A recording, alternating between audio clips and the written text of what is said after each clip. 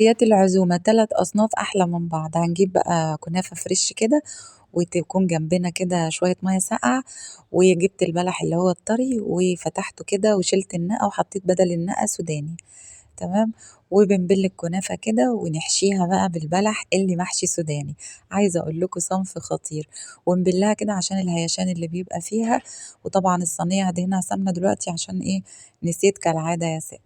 بُصّوا هنبِل الكنافة كده ونحط جواها البلح المحشي سوداني خطيرة، تيجي تقطمي كده تلاقي البلح بالسوداني طعمها جميل، ونبِل بقى بالمَيّة كده علشان الهيشان اللي بيبقى فيها. شُفتوا بقى أنا هنا كده افتكرت بقى السمنة فدهنتها كده، ونقلت بقى الناحية التانية والناحية التانية دهنتها، هاعمل بقى كل الكمية بالشكل ده، وهارصهم كده وهادخّلهم الفرن على درجة حرارة 250 وقبل ما هادخّلهم الفرن هاحط بقى على كل واحدة كده معلقة سمنة كبيرة، أحلى نوع سمنة في الحلويات يا بنات الزبدة الصفرا البلدي، السمنة الصفرا البلدي، دخّلتها الفرن على درجة حرارة 250 وأول ما احمرت من تحت ولّعت لها الشواية، تخرج بقى تتسقي شربات بارد ويكون تقيل، شربات تقيل ويكون بارد. ورصيتها كده زي ما انتم شايفين وطريقة الشربات التقيل موجودة على الصفحة وهنزلها لكم في أول تعليق، ورصيتها بقى كده وحطيت البلح كده في النص وكان طعمها خطير بصراحة عجبت كل الضيوف بصراحة طعمها جميل جدا خطيرة. بصوا التقديمة بتاعتها جميلة جدا جدا، بصوا البلح والسوداني جوه خطيرة جربوها تعجبكم قوي. تعالوا بقى ندخل بقى على تاني صنف ورقة جلاش كده بحالها ونفردها ونقطعها كده نحط صابعين ونقطعها بالطول وبعد كده هنقطعها بالعرض، يعني أنا عايزاها تبقى مكعبات صغيرة، هنعمل أشكال كتير منها جدا وطعمها خطير خطير خطير. البقلاوة الخطيرة بتاعة المحلات، طبعا هنا الحشوة بتاعتي هنا حطيت سوداني مفروم على جوز الهند بس كده ما حطيتش أي حاجة تانية، وبنقفلها بقى إيه من ناحيتين كده أيوه. الشكل ده بصراحة ما عملتش منه كتير، إنما الشكل بتاع المثلثات ده خطير، بتجيبي كده الورقة وتتنيها بس كده، ودي هنعمل لها حشوة خطيرة، بس كده ودخلته الفرن واحمر كده زي ما انتم شايفين على درجة حرارة 250 وبرده ولعت له الشواية في آخر دقيقتين، وبعد ما خرج سقيته شربات بارد تقيل، شربات بارد تقيل بس.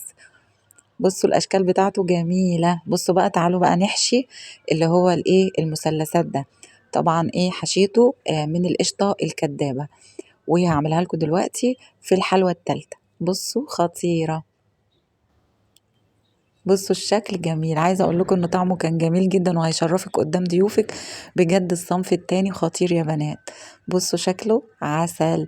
تعالوا بقى نعمل الايه القشطة الكدابة، كيلو الا ربع لبن عليه 5 معالق كبار نشا، نص كوباية سكر، وهنقلب على البارد وبعد كده هنولع النار ونحط حتة قشطة كده بلدي كبيرة وكمان يعني هحط كمان معلقتين قشطة اللي هي في العلب دي، ونقلب بقى لحد ما تتقل وبعد كده هنحط الفانيليا.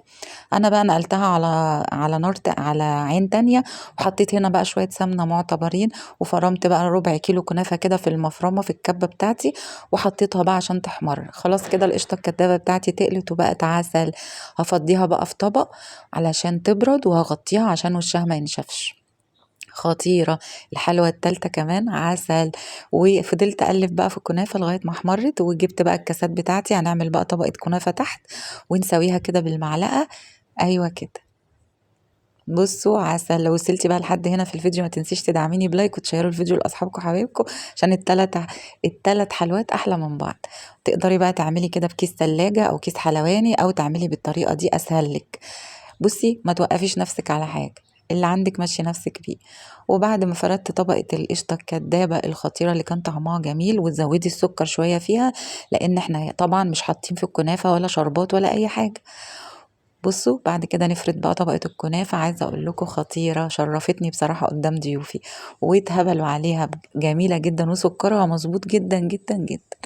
عملت بقى كاسات وعملت كوبايات وعملت اطباق على عدد بقى ايه الضيوف بتاعتي، وحطيت على الوش كده شوية سوداني مجروش، وحطيت كمان كريزاية كده تدي شكل ومنظر، وهدخلها التلاجة بقى وهطلعها بعد الفطار. عايزة اوريكم بقى، بصوا القشطة مش متجمدة، عاملة زي ما يكون قشطة حقيقية. يا رب الفيديو يكون عجبكم، لو عجبك